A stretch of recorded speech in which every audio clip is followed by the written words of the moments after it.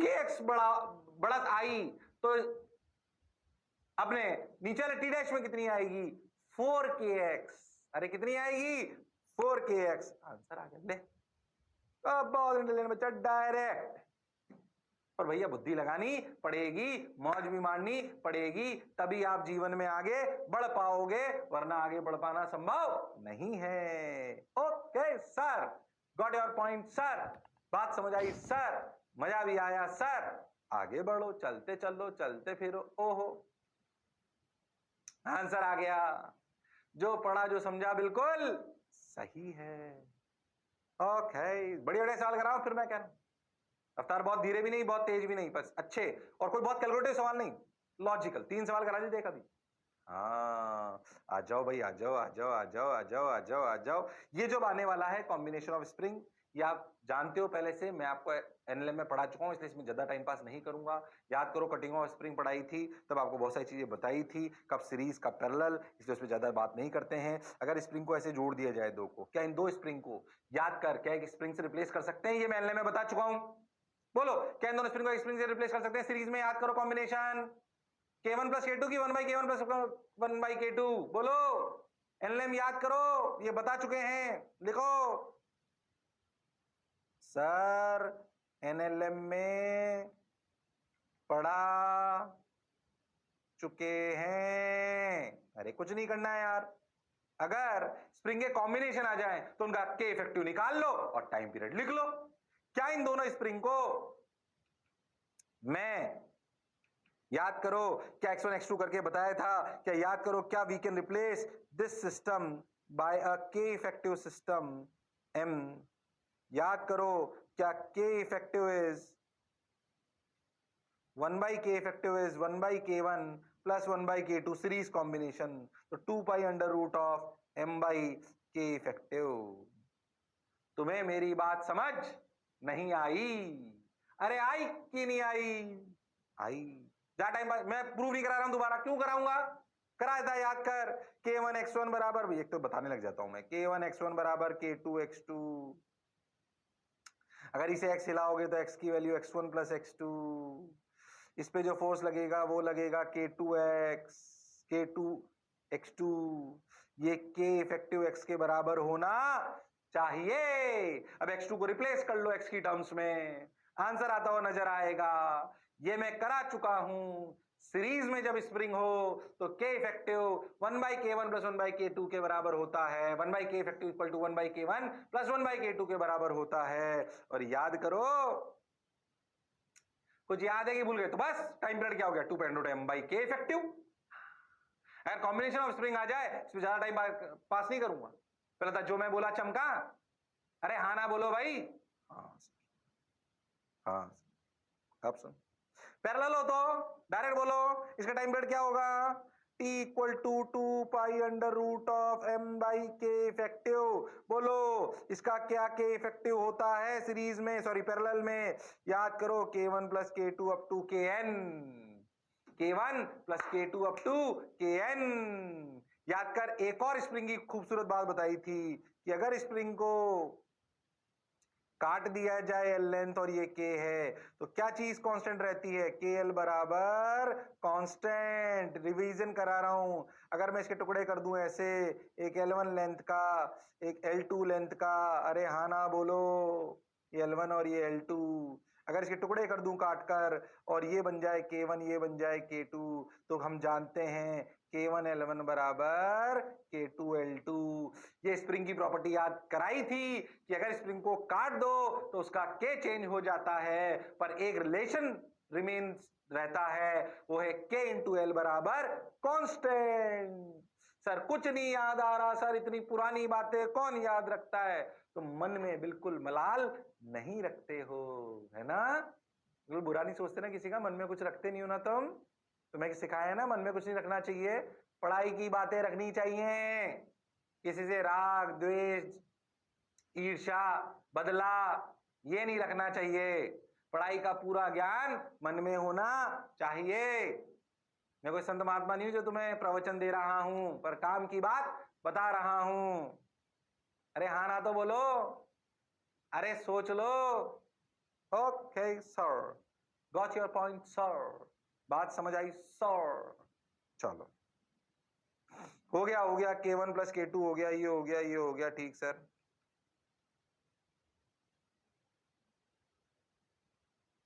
हो गया तो हम सब समझ गए, आगे बढ़ो। टाइम पीरियड भी आ गया। अच्छा इसका आंसर नहीं बताऊंगा, चलो। अगर ऐसा कॉम्बिनेशन हो तो आंसर डायरेक्ट ही आ गया। 9 मत देखो, अरे मेरे छुपाने से क्या होगा, पीछे तो आ रहा है।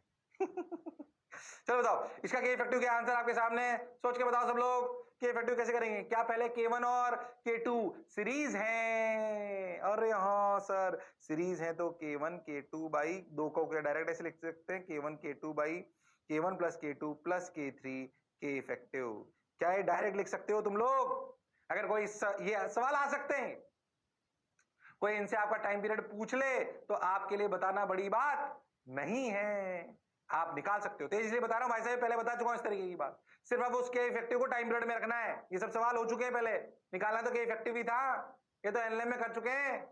और हाँ सर बात तो आपकी सही है, मौज आ रही है।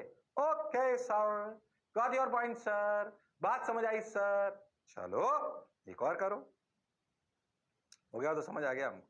एक सवाल सुनो, कर सकते हो तुम लोग, ये भी पहले जैसा ही है।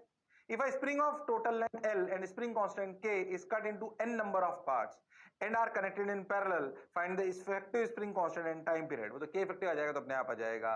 एक L लेंथ की स्प्रिंग थी, K उसका स्प्रिंग कांस्टेंट था। अगर उसको L लेंथ में n टुकड़ों में तोड़ दिया जाए बराबर के, और उन सब बराबर टुकड़ों को पैरेलल में जोड़ दिया जाए और ब्लॉक मास m जोड़ दिया जाए, ऐसा आप समझो ये, तो बताओ क्या के इफेक्टिव होगा? तुम कर सकते हो ऐसा सवाल, तुम पहले भी कर चुके हो, उसमें टाइम पीरियड भी अगर पूछ ले तो हमारे लिए कोई खास बात नहीं है। अगर कोई हमसे टाइम पीरियड भी पूछ ले तो हमारे लिए कोई खास बात नहीं है। अरे करके बताओ मेरे लालों, मेरे पीलों, मेरे रेनबो, अरे बता दो बता दो। Okay sir, K L K L K L K L K L N टुकड़ों में तोड़ो तो हर टुकड़ा K L equal to K dash into L by N. तो के डैश आ गया, एल को मार दिया एन के, यानी कि हर एक छोटा टुकड़ा जिसकी लेंथ एल बाई एन है उसका के एन के है। अरे हाँ, अब ऐसे अगर N K N K N K N K N K N के कितनी बार एन बार जोड़ दो तो के इफेक्टिव क्या आया, एन के प्लस एन के टक टक टक टक टक कितनी बार एन टाइम्स, तो कितना हो गया एन स्क्वायर के। अरे हाँ सर ये करा हुआ है भैया, रिवीजन करा रहा हूं, रिपीट टेलीकास्ट कर रहा हूं, पर ये सवाल आ सकते हैं, आ चुके हैं, फिर आ सकते हैं। अपने को टाइम पीरियड लिखना आना चाहिए। टाइम पीरियड क्या हो गया, 2 pi under root m by N K, N square K, खत्म हो गया, डन, सॉर्टेड। नहीं आया? अरे आया कि नहीं आया? अरे बोलो आया कि नहीं आया? आया सर आया। बात तो समझ आई सर आपकी, अच्छी भी लगी। हाँ हो गया हो गया हो गया। याद कर, ये पुरानी रिवीजन है, फिर से बता। याद करे K1 K2 सीरीज है कि पैरेलल है? बोलो, एग्जैक्टली यही कराया हुआ है के इफेक्टिव में, बोलो एनएलएम याद करो, ये K1 K2 सीरीज है कि पैरेलल है?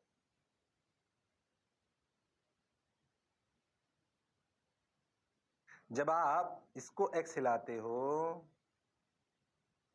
तो m पर इधर लगता है K1x और इधर से भी लगता है K2x। पैरेलल सिचुएशन है, ये दिखते नहीं है पर क्या सिचुएशन पैरेलल की है, मतलब के इफेक्टिव K1 प्लस K2 है, मतलब time period 2 pi under root m by K1 plus K2 है। अरे हाँ ना तो बोलना पड़ेगा, अरे शर्माओ मत, जिसने की शर्म उसके आए नंबर कम। बोलो, अरे आया कि नहीं आया? हाँ सर आया, सर आया। बिल्कुल आया, मौज आई सर। ओके, अब क्या करें, अब क्या करें, आ गया t equal to m by k1 plus k2। एक और जोरदार सवाल। ये थोड़ा अच्छा सवाल है, ये मैं बताऊंगा कि तुम करोगे नहीं, मैं बताऊंगा, सुनो ध्यान से, बढ़िया सवाल। A wedge of mass m is slightly displaced, wedge है ऐसे, ठीक दिखाई दे रहा होगा तुमको 45 डिग्री पे, है ना। अब अपन ने ऐसे बोला गया कि इनका, इसको अगर मैं एक्स हिलाऊं तो स्प्रिंग ऐसे सीधी नहीं जुड़ी, ऐसे जुड़ी हुई है, ऐसे 90 डिग्री ये, ठीक ऐसे जुड़ी हुई है। तो बताओ कि इसका टाइम पीरियड क्या होगा। अच्छा सवाल, ठीक सर, बहुत बढ़िया। क्या होगा, क्या होगा, कैसे करें, चलो ट्राई करो, थोड़ी देर ट्राई करो। मैं शांत रहता हूँ, बढ़िया सवाल है, मैं शांत रहूंगा 45 सेकेंड्स, पिन ड्रॉप साइलेंस।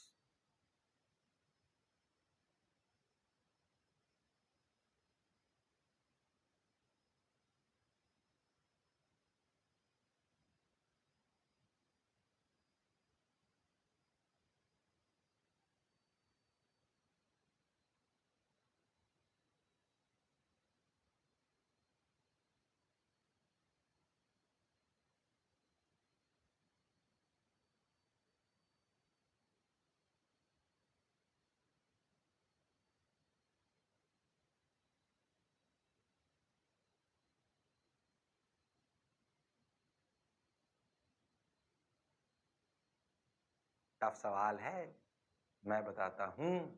आओ, मान लो कि आप इसको ऐसे एक्स हिलाओ, किसको, इस ब्लॉक को, तो आप समझना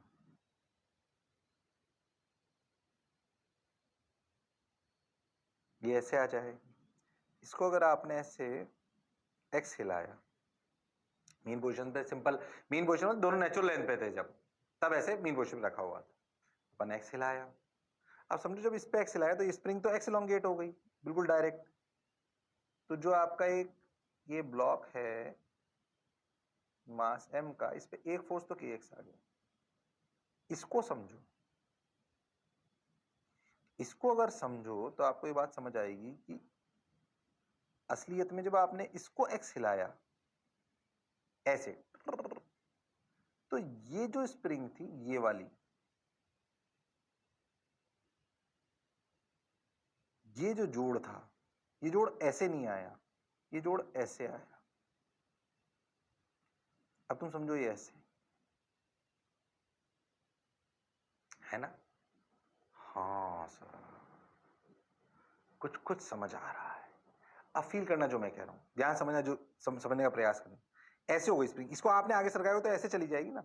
अब ऐसे समझो कि कोई भी पॉइंट अगर ऐसे से ऐसे सरका एक्स पर, पहले स्प्रिंग ऐसे थी, अब स्प्रिंग ऐसे हो गई, ये लगभग लगभग मैंने ये लाइनों को पैरेलल ले लिया ऐसे, इस लाइन और इस लाइन को मैंने पैरेलल ले लिया ऐसे। तो सोचो इनमें जो दबाव आया वो इतना ही एक्स्ट्रा आया, एक्स तो ये है। ऐसे पैरेलल क्यों लिया, क्योंकि माना गया, क्योंकि माना गया कि x छोटा है। तुम थोड़ी एक अच्छी बात समझ रहे हो, उसे समझने का प्रयास करो।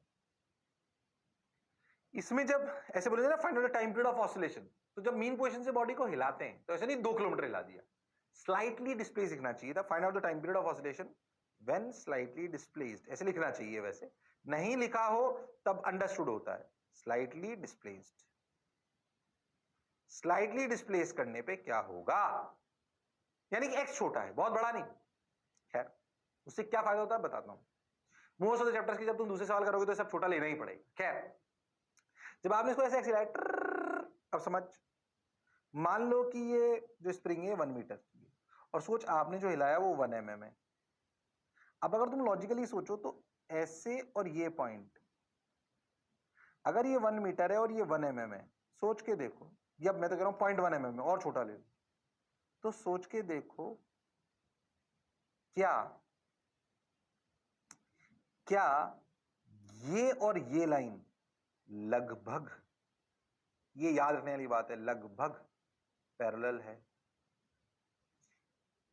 समझो कि अगर ये दोनों पॉइंट बहुत पास है और लाइन दूर जा रही है तो क्या इन्हें लगभग पैरेलल मान सकते हैं, लगभग, इसलिए ऐसा मान लिया।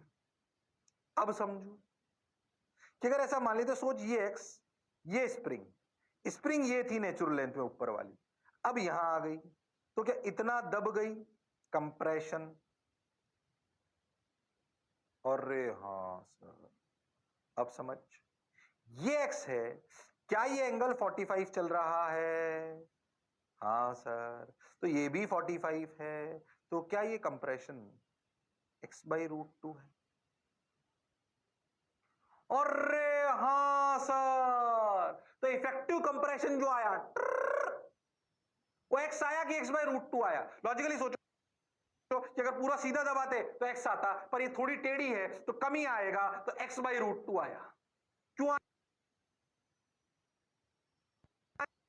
लॉजिकली समझ आया, ये थोड़ी अच्छी बात थी, थोड़ी एक्स्ट्रा बात थी, नया कॉन्सेप्ट था। पैरेलल क्यों ली लाइंस को? अच्छा, पैरेलल लाइंस के बीच में भाई ये कंप्रेशन हुआ क्यों? क्योंकि ये तो पहले से ही नेचुरल लेंथ थी, तो अब इतनी हो गई तो इतने में से इतना दब गया। अरे हाँ, पैरेलल क्यों लिया? क्योंकि x बहुत छोटा है। अच्छा सवाल है, जोरदार सवाल है, मौज वाला सवाल है। Okay sir, got your point sir, बात समझ आई सर? ठीक है ठीक है ठीक है ठीक है सर, ठीक है, गॉट योर पॉइंट, x/√2। अब सोच, यानी कि इस कंप्रेशन की वजह से इस पे ऐसे एक फोर्स और लगेगा, kx/√2। किस पर? ब्लॉक पर। अब सोच, इस kx/√2 के दो कंपोनेंट, एक इधर kx/√2 यानी कि kx/2, और एक इधर kx/2। जो वर्टिकल वाला है वो तो नॉर्मल बैलेंस कर जाएगा, जो नेट फोर्स बचेगा सोच, क्या वो minus times kx plus kx/2 बचेगा? माइनस, क्योंकि उल्टी डायरेक्शन में आ रहा है, kx इधर kx/2 इधर। अरे हाँ सर, तो -3kx/2। अरे हाँ सर, क्या 3k/2 इज k इफेक्टिव? क्या ये 3k/2 is k effective? Yes sir, if this is k effective, then what is the time period? Obviously time period is 2 pi under root m by 3k/2। बात समझ आ गई?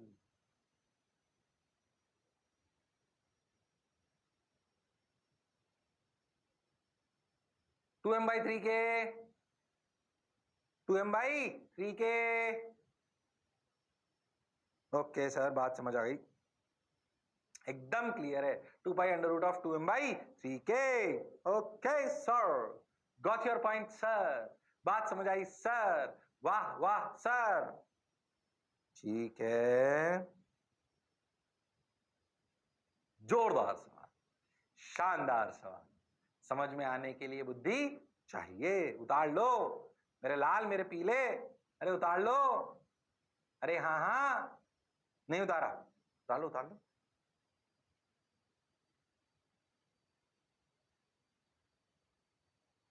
Okay, बात समझ आ गई sir, अच्छा लग रहा है सर। चलो भाई, आगे चलते हैं। हो गया तो आगे हमारा आंसर आ गया, देख लेते हैं। अरे हाँ, 2m/3k, जो करा जो समझा बिल्कुल सही है। ओ हो, एक और खतरनाक सवाल, खतरनाक नहीं है पता, ये सवाल दिख खतरनाक रहा है पर बहुत टफ नहीं है। इसको है ना, थोड़ा हिंट दे रहा हूं, होमवर्क के लिए दे रहा हूं, इसको होमवर्क के लिए दे रहा हूं। Hint, use F extra technique. ठीक, और हिंट दे रहा हूं, बता के सुनना। जब तुम इसे x नीचे लाओगे ना, तो मान लो ये x1 ऊपर जाएगी, x2 नीचे आएगी, x3 नीचे आएगी, ऊपर जाएगी, x4 नीचे आएगी। तो जब ये x नीचे आएगी तो ये x1 x2 x3 x4 में तुम रिलेशन बता सकते हो। और अगर ये x1 x2 x3 ऊपर जाएंगे तो इसमें स्प्रिंग में क्या होगा ये भी तुम्हें समझ में आएगा। और इनमें इनको कॉमन चीज से डोर से बांधने वाली ये रिलेशन है टीटी। चलो मैं कुछ रिलेशन लिख देता हूं, कुछ चीजें बताता हूं फिर खुद करना। 50% बता देता हूं कॉन्सेप्ट, सुन फिर खुद करना। मान ले मैं ब्लॉक को x नीचे लाऊं, बिल्कुल सर। जब मैं ब्लॉक को मीन पोजीशन से x नीचे लाऊंगा, मीन पोजीशन फोर्स रिलेशन नहीं लिख रहा, हमें पता है वो कट जाते हैं, एक्स्ट्रा पे ही काम करेंगे।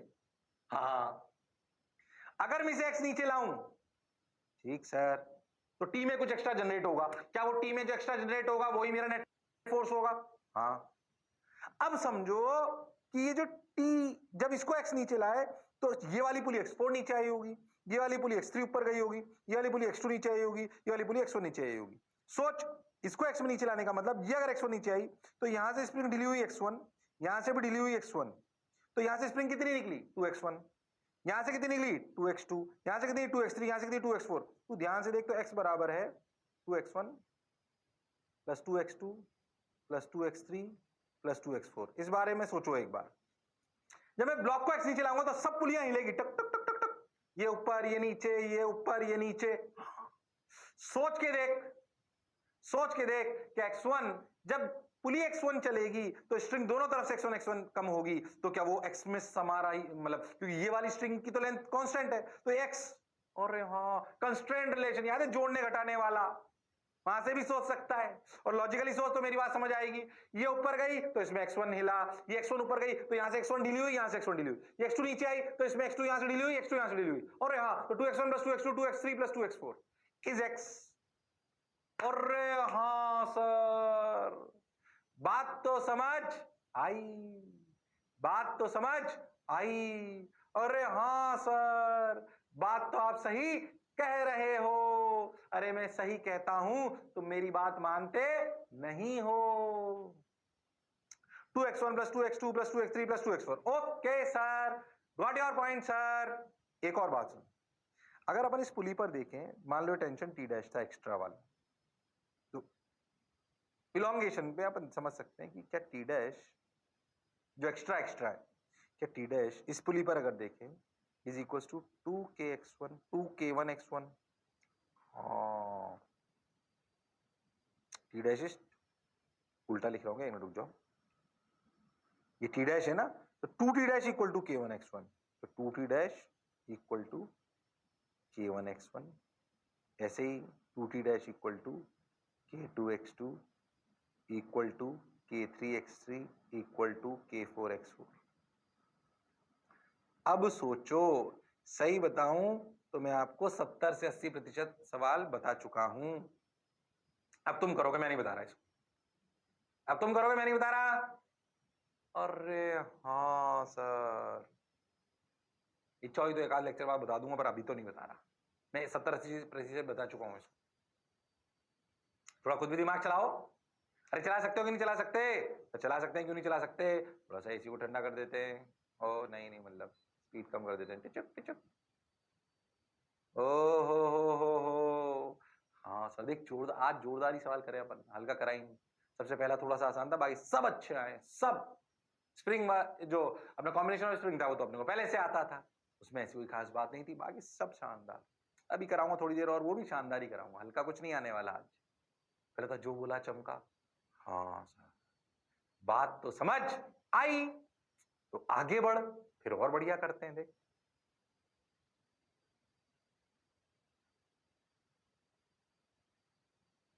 इस सवाल को समझना थोड़ा सा।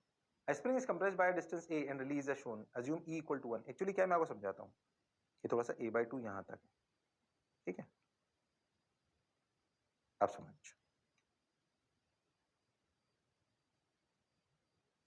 ऐसा समझ कि एक ब्लॉक स्प्रिंग ब्लॉक सिस्टम है, क्या उसका टाइम पे 2.0 टाइम बाई के, हाँ हमने उसको ए दबाया और छोड़ दिया, तो वो क्या करना चाहेगा? क्या वो ए एम्पलीट्यूड से एसएम करना चाहेगा? एक स्प्रिंग ब्लॉक सिस्टम था, मैंने उसके मास को ए दबा दिया और छोड़ दूं, तो क्या वो ए एम्पलीट्यूड से एसएम करने लगेगा? बिल्कुल करेगा, लॉजिकल। पर हुआ क्या कि दूसरी तरफ a दूरी से पहले a/2 दूरी पर ही एक दीवार है, तो क्या ये ब्लॉक उससे जाके टकराएगा? और उस दीवार का कोफिशिएंट ऑफ रेस्टिट्यूशन 1 है, मतलब जितनी दीवार पे रफ्तार से टकराएगा उतनी से ही वापस आ जाएगा। अरे हाँ, तो लॉस तो कुछ हुआ ही नहीं। अब सोच होगा क्या? ये ब्लॉक माइनस ए पर था, a/2 पे टकराया, बचा, टकरा के वापस आ गया, कोई लॉस तो है नहीं। फिर आया ए तक, फिर a/2 पे जाकर टकरा, फिर वापस आ गया। तो ये बीच में टकरा टकरा के वापस आ रहा था, पूरा एसएचएम नहीं हो पाया। हाँ सर, पर ये है तो एक पीरियोडिक मोशन ही। हाँ, पर ये पूरा एसएचएम भी नहीं है। हाँ, क्या मैं अपनी बुद्धि और कॉमन सेंस से क्या इस प्रोसेस का टाइम पीरियड निकाल सकता हूं? सवाल ये है। बोलो सवाल समझ आया क्या? बोलो सवाल समझ आया क्या? हाँ सर, सवाल तो समझ आया और अच्छा भी लग रहा है। थोड़ा फील करो। चलो 30 सेकंड देता हूं, ट्राई करो। चलो 30 सेकंड देता हूं, ट्राई करो। मैं पानी पी लेता हूं।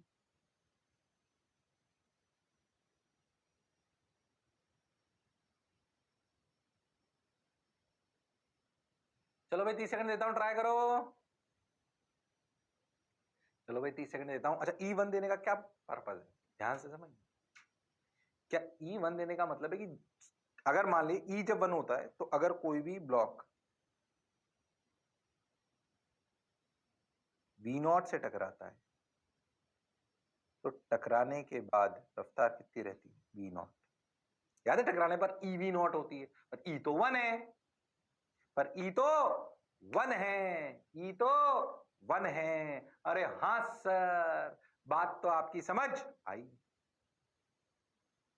बात तो आपकी समझ आई। ओ हो। हाँ सर, बात तो आपकी समझ आई। अगर आई तो ध्यान से देखो। ओ हो, आ जाओ, चलो अब क्या करें? ठीक है सर, अच्छा लग रहा है सर। मैं बताऊं? चल सुन, तू देख, अगर दीवार नहीं होती, अगर दीवार नहीं होती तो ये ऐसे ऐसे कर रहा है, ठीक? अगर, अरे आगे चल, हाँ अब समझना, यहाँ समझना, इधर आ जा। हाँ, अगर दीवार नहीं होती तो क्या ये यहाँ ए तक जाता? बिल्कुल जाता। ये ए था, मान ये a/2 है, ठीक? ये ए यहां तक जाता। सोच, यहां से लेकर यहां तक आने में जो टाइम लगता है ना, वो गायब हो गया। a/2 से ए तक जाने में और वापस आने में जो टाइम लगता है वो गायब हो गया। क्यों? खटाक से टकरा के वापस पलट लिया हम तो, दीवार ने हमें तुरंत पलटा दिया उसी सिचुएशन में। जो हम a/2 से ए पर जाकर, मतलब अगर तुम बहुत ध्यान से देखो तो टाइम पीरियड क्या है? यहां से चालू हुए, यूं गए, फिर यूं। टाइम पीरियड क्या है? यहां से गए, चालू हुए, वापस आए, ये टाइम पीरियड, ठीक? अब सोच, ये वाला टाइम a/2 से लेकर ये यहां से लेकर यहां तक का जो टाइम है, ये गायब हो गया, गायब हो गया। पहले इस बात को समझो।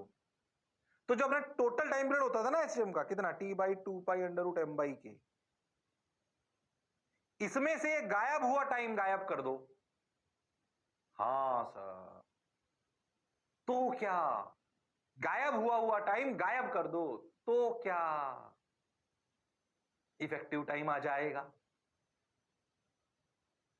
बात तो सर आप सही कह रहे हो, लॉजिकल लग रही है सर। अरे हाँ ना तो बोलो। हाँ सर, लॉजिकल लग रही है सर, लॉजिकल लग रही है तो आगे सुन। अगर लॉजिकल लग रही है तो okay sir, got your point sir, बात समझ आई सर। अब क्या करूं सर? सुन, बात सुन अच्छे से।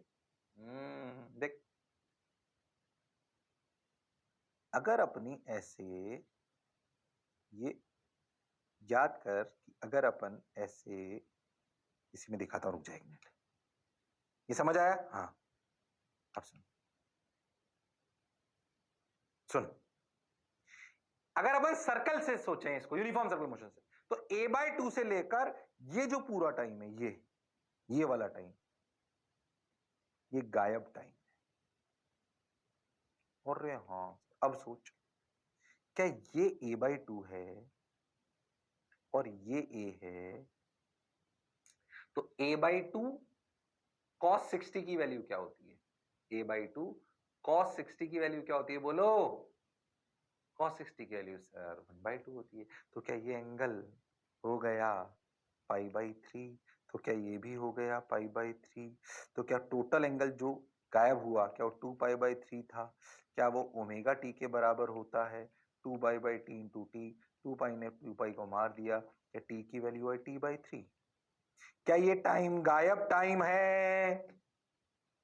क्या ये टाइम गायब टाइम है? और हाँ सर 120 डिग्री का एंगल।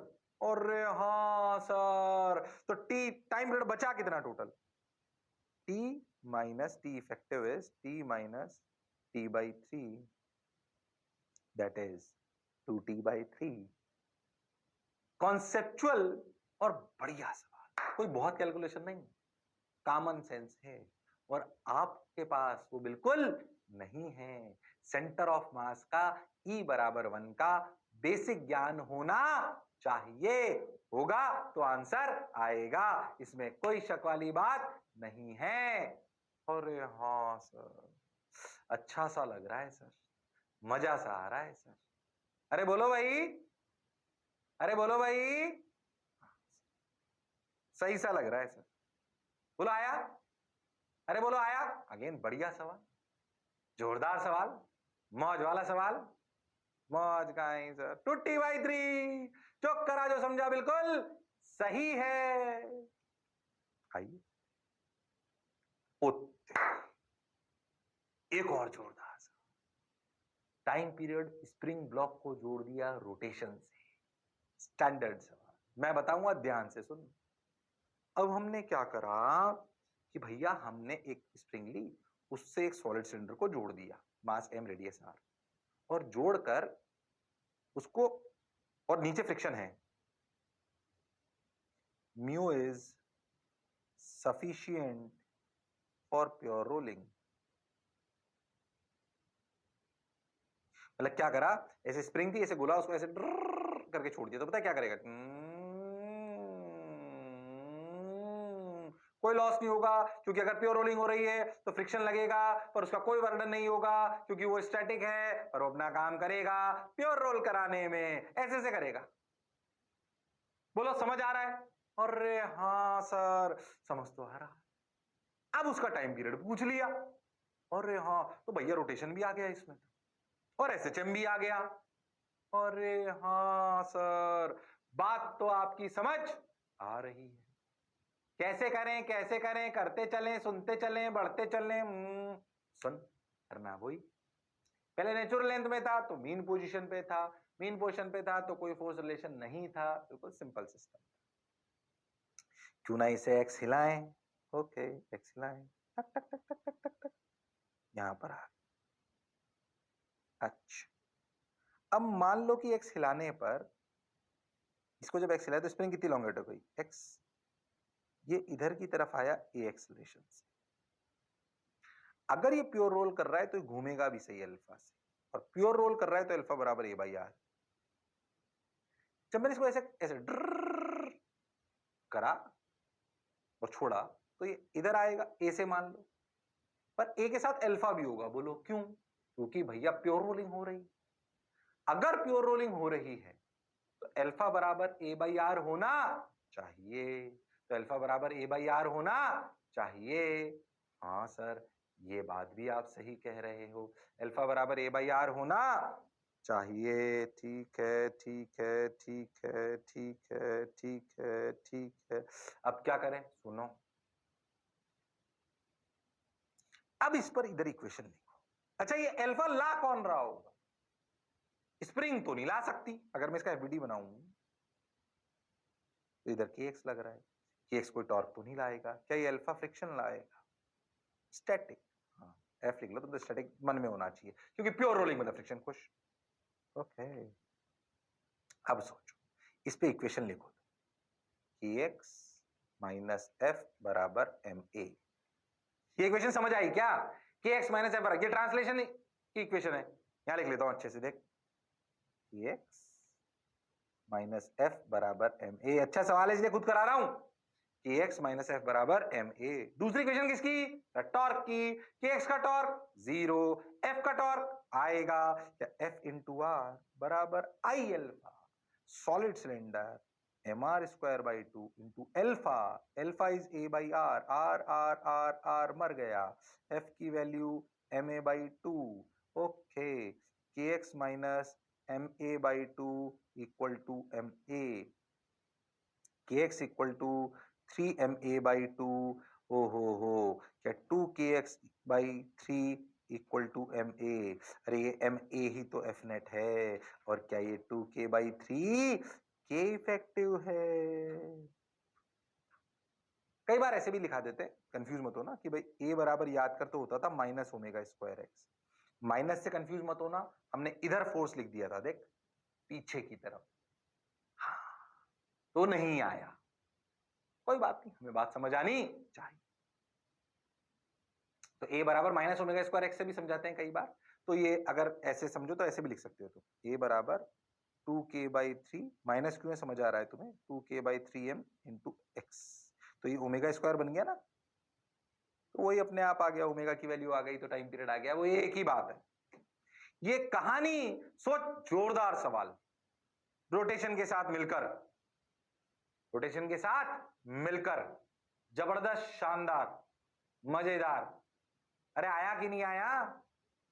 अरे आया कि नहीं आया रामलालो? फिर कह रहा हूं आज का लेक्चर हल्का नहीं, कुछ बढ़िया, थोड़ा तो कॉम्पिटिटिव एग्जामिनेशन के हिसाब से पढ़ाएंगे ना, तो बहुत कैलकुलेशन नहीं है, थोड़ा सा रोटेशन मिल सकता है। मिल सकता है तो हमें आना चाहिए, मिल सकता है तो हमें आना चाहिए। तो आ गया, आ गया। अरे आया कि नहीं आया? हाँ आया तो सही सर। अरे बोलो पक्का? अरे सोच लो। हाँ सर। उधार ले इसको फटाफट, उधार ले इसको फटाफट। हो गया हो तो 3/2 के हमारा यही आया क्या? हाँ वही आया 3/2 के, बिल्कुल।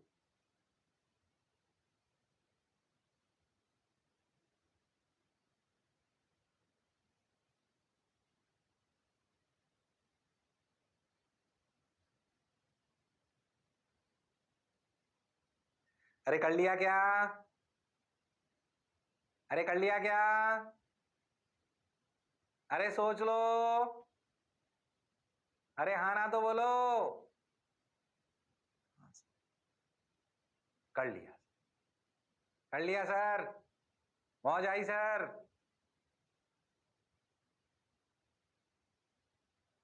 एक और सवाल सुन। एक ब्लॉक है, ब्लॉक के ऊपर ब्लॉक रखा है, नीचे वाले ब्लॉक से स्प्रिंग रखी, नीचे वाले ब्लॉक और ऊपर वाले ब्लॉक में फ्रिक्शन है। अब अगर मैं नीचे वाले ब्लॉक को ऐसे हिलाऊं और वो खाली अकेला होता तो क्या ऐसे ऐसे सिस्टम करता? अब दोनों है तो दोनों करेंगे। पर सोच, नीचे वाला ब्लॉक तो स्प्रिंग से अटैच है, ऊपर वाले ब्लॉक को कौन सिस्टम करा रहा है? अगर साथ साथ कर रहे हैं तो बोल कौन करा रहा है? अगर हम सोच ऐसे इसको करते तो ये दोनों हिल सकते हैं। बोला कि छोटे एम और बड़े एम के बीच में फ्रिक्शन है। मेरे को बता छोटे वाले एम को कौन फ्रिक्शन, सॉरी कौन सिस्टम कराएगा? छोटे वाले एम को सोच कौन कराएगा? सोच सोच, फ्रिक्शन। हाँ सर, सवाल ये है कि मैं इस सिस्टम का कितना मैक्सिमम एम्पलीट्यूड रख सकता हूं कि ये दोनों साथ साथ सिस्टम करें, क्योंकि फ्रिक्शन की एक फिक्स्ड लिमिट है, क्योंकि फ्रिक्शन की एक फिक्स्ड लिमिट है। इससे ज्यादा उसके लिए ताकत लगाना संभव नहीं है, इससे ज्यादा उसके लिए ताकत लगाना संभव नहीं है। तो सवाल यह है कि what will be the maximum amplitude if the upper block does not slip relative to the lower ground, relative to the lower ground या lower block। ओके, ये स्मूथ है भाई, कंफ्यूज मत हो, आप समझ। जब आप इसको ऐसे लाओगे ए पर मैक्सिमम, सोचो कब ये जो ब्लॉक एम है छोटा वाला, इस पर फ्रिक्शन इधर लगे और इस पे इधर लगे। ये जो फ्रिक्शन है ना, ये फ्रिक्शन कितना होना चाहिए? मैक्सिमम फोर्स कब चाहिए? जब आप एक्सट्रीम पोजीशन पर हो। हाँ, तो मैक्सिमम फ्रिक्शन भी तभी चाहिए। हाँ, तो एक्सट्रीम पोजीशन पे कितना फ्रिक्शन चाहिए? वो चाहिए sir m a max, m into a max। a max कितना होता है? a max होता है sir omega square a। Confuse मत हो। अच्छा, ओमेगा क्या है अगर दोनों साथ में कर रहे हैं तो? Sir under root k by m plus M, यानी कि m k by m plus m into A. Confuse मत हो ना। मैक्सिमम फ्रिक्शन कहां चाहिए? जब पार्टिकल एक्सट्रीम पोजीशन पर हो। हाँ, जब पार्टिकल एक्सट्रीम पोजीशन पर तो मैक्सिमम फ्रिक्शन चाहिए। वो मैक्सिमम फ्रिक्शन कितना चाहिए? क्योंकि पार्टिकल एक्सट्रीम कर रहा है, तो m इंटू ए मैक्स। अच्छा, ए मैक्स कितना होता है? सर ओमेगा स्क्वायर ए। हाँ, ओमेगा स्क्वायर कितना? अगर दोनों एसएम कर रहे हैं तो स्प्रिंग से सोचा under root of k by m plus m. K by m होता है ना, under root k by m plus m. तो m k by m plus m into a. इतना फ्रिक्शन चाहिए, जो चाहिए वो मैक्सिमम पॉसिबल से कम होना चाहिए। तो ए की वैल्यू आ गई mu G M plus M by K. सही कर रहा हूं क्या मैं? देख लेते आंसर। हाँ देख, बिल्कुल सही है। ए इससे कम होना चाहिए। इससे कम होगा तो दोनों साथ साथ एसएचएम करेंगे, वरना साथ साथ एसएचएम करना संभव नहीं है। आज मैंने तुम्हारे प्राण निकाल लिए। रफ्तार अच्छी, सवाल जोरदार, मास्टर फुल फॉर्म। कभी कभी तो आना पड़ेगा। आया कि नहीं आया? आज का लेक्चर अगर 80% भी समझ आया तो समझ लो तुम्हें मजा आ गया। अरे हाँ ना तो बोल। हाँ सर। अरे पक्का? अरे गारंटीड? ओके, चलो भाई टाइम हो गया। अगले टर्न पे फिर मिलते हैं इसी जोश और जुनून के साथ, इसी तैयारी के साथ। तब तक लड़ते रहिए पर पढ़ते रहिए। See you, sayonara, take care, bye bye.